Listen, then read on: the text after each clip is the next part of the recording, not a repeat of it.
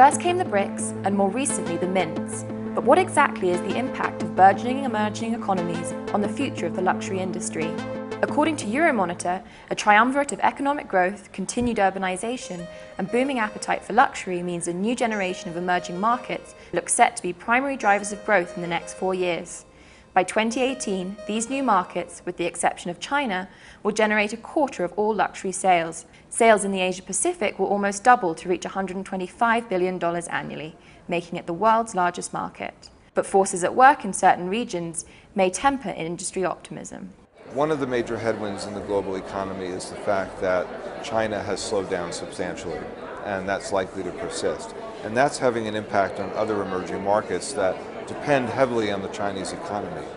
Another major headwind has been the reversal of U.S. Federal Reserve policy, which has put downward pressure on the currencies of many emerging markets, forcing those countries' central banks to raise interest rates in order to stabilize their currencies.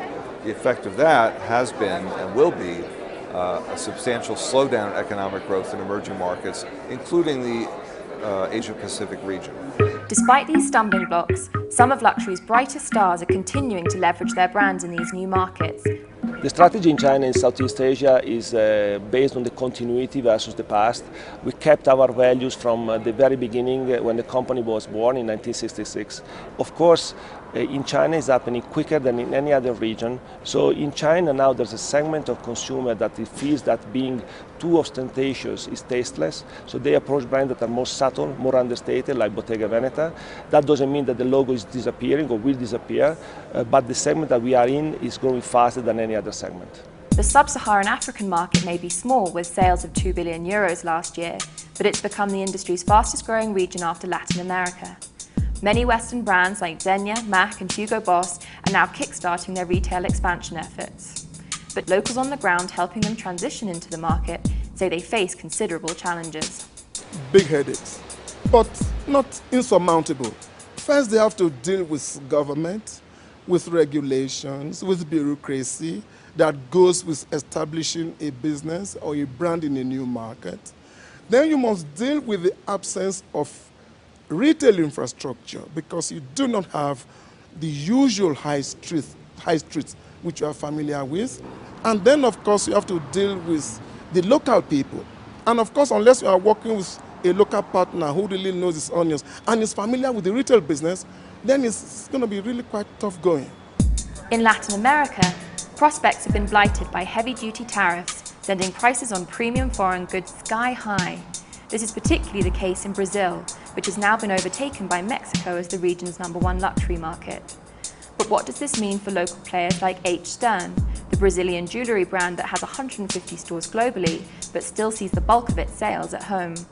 This year in Brazil, we have two events, the World Cup and elections.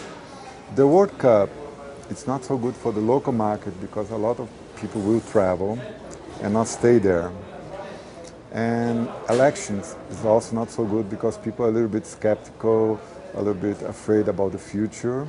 So the advantage is that we're going to get a lot of tourists, but it's going to be a tough year. But the global picture isn't all doom and gloom. Despite the slowdown in emerging markets, there are some bright spots. And I think there are a couple of countries that are likely to recover more quickly than others and that have good growth prospects in the next few years. These would include the Philippines, Indonesia.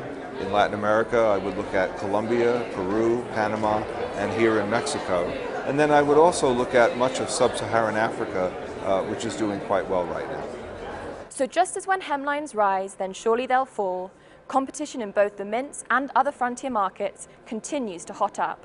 Brands will keep spending lavishly both on marketing and infrastructure, desperate to tap into the minds, hearts and wallets of millions of new consumers. This is Elizabeth Paton from the FT Business of Luxury Summit, Mexico City.